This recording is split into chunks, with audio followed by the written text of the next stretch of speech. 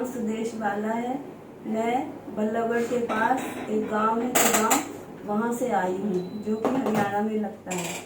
मेरे को 30 साल से स्लिप डिस्क की और ये जोड़ की इधर की दर्द की बहुत शिकायत थी। मैंने दिल्ली का मेडिकल हॉस्पिटल, सफदरजंग हॉस्पिटल और हरियाणा का फरीदाबाद का जो एस्कॉट हॉस्पिटल में इलाज करवाया, लेकिन और छोटे मोटी जगह भी बहुत करवाया, उन बड़ों में भी करवाया, लेकिन मेरे को कहीं से भी फायदा नहीं हुआ।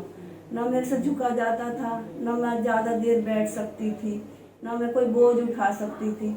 और गांव में तो सब कुछ काम करना ही पड़ता है और मेरे को बहुत प्रॉब्लम होती थी। और मैं नौकरी भी करती थी।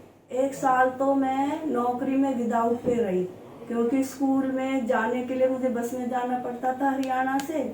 मैं मदनगीर खानपुर में आती थी नौकरी करने, और वहाँ से मेरे को हरियाणा रोडवेज की बस लेनी पड़ती। वो बहुत ऊंचे पे चढ़ना फिर उतरना, तो मैं नहीं कर पाती थी, इसलिए मैंने 1 साल की विदाउट पे ली। फिर उसके बाद घर में ही रेस्ट करती रही, सिकाइयाँ करती रही, नहीं हुआ।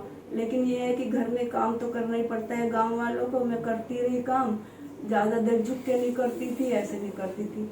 लेकिन अभी मैं सीकरी आश्रम में गई थी, जो कि नाम ले तो गुरु का, हाँ, जो कि मेरे परम पूज्य संत श्री आशाराम जी बापू जी का आश्रम है। मैं वहाँ गई थी, तो वहाँ मेरे को एक बहन मिली। उसने कहा, मैंने कहा मेरे को स्लिप डिस्क की बहुत प्रॉब्लम है, झुका नहीं जाता।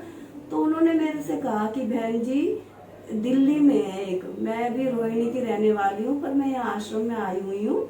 मैं दिल्ली में मैं आपको पता दे दूंगी, आप वहाँ जाना। मेरे को भी कष्ट था, मेरे यहाँ कैंसर की गांठ थी और उनके इलाज से देखो, उन्होंने मेरे को दिखाई अपनी गांठ, वो फूट चुकी थी उस टाइम। वो दिखा रही थी, उसमें से पस निकल रहा था कि देखो। और मैं इतनी बीमार थी कि मैं चल भी नहीं सकती थी। मैंने भी उसको देखा था, वो चल नहीं सकती थी, और गांठ भी मैंने खुद आंखों से देखी। उन्होंने मेरे को पता दिया, तो मेरी बेटी ने सारा, आजकल के बच्चे पढ़े लिखे होते हैं, हमें तो इतना ज्ञान नहीं, उन्होंने सारा एड्रेस बेटी ने निकाल लिया। और फिर मैं यहाँ पटेल नगर के इस आरोग्य केंद्र पे आई। तो जब मैं आई थी अप्रैल में, 4 अप्रैल को आई थी मैं, तो इन्होंने आचार्य जी ने देखा, इन्होंने कहा 14 दिन की थेरेपी लेनी पड़ेगी। मैंने कहा जी जरूर लूंगी। मैंने 7 दिन की ले ली, तो उसके बाद ही यहाँ लॉकडाउन हो गया दिल्ली में। फिर मैं वापस जाना पड़ा हरियाणा, फिर मैं चली गई। उसके बाद में फिर हमारे गांव में कोरोना ज़्यादा फैल गया, वहाँ से मैं नहीं आ पाई। तो अब मैं दोबारा आई, अभी यहाँ 13 अगस्त को दोबारा आई। 13 अगस्त को मैंने 7 दिन की वो ली थेरेपी, और उससे मैं बिल्कुल सही हो गई हूँ। आप ईश्वर की दया से मैं तो कहती हूँ कि सचमुच में मेरे दिल की तो ये अंदर की मैं भावना कह रही हूँ कि इनको ईश्वर ने, उस परात्पर ब्रह्म ने, उस पर ब्रह्म परमात्मा ने अपना ये कार्य सौंपा है। हर एक को कोई कार्य नहीं सौंपा जाता, उनको परात्पर ब्रह्म ने ही इनको ये कार्य सौंपा है कि लोगों का कल्याण करे। क्योंकि यहाँ पर मैंने देखा, मैं भी देखो निराश हो चुकी थी, क्योंकि मेडिकल, सफदरजंग और एस्कॉट की ऐसी दवाइयाँ खा के मैं इतनी परेशान हो चुकी थी कि लिवर किडनी मेरे खराब हो चुके थे, मैं चल नहीं पाती थी।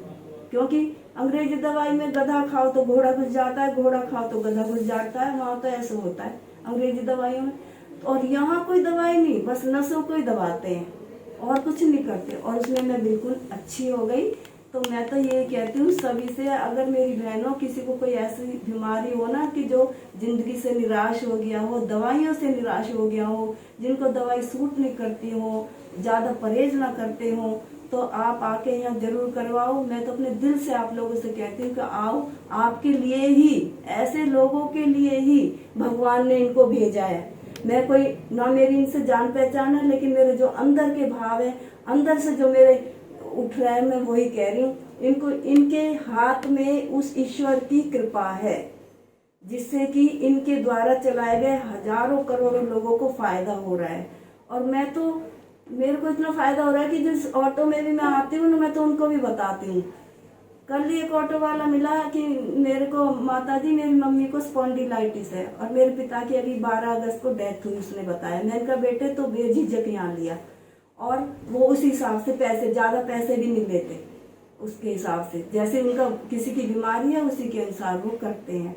तो भी मैं तो यही कहती हूँ आचार्य जी, आप मेरे बेटे के ही समान हो, मेरे लिए तो सब कुछ हो, कि आपको फिर कह रही हूँ ये बात कि परात्पर ब्रह्म उस परम पिता परमात्मा ने आपके हाथ में यश दिया है और आपको ये कार्य सौंपा है।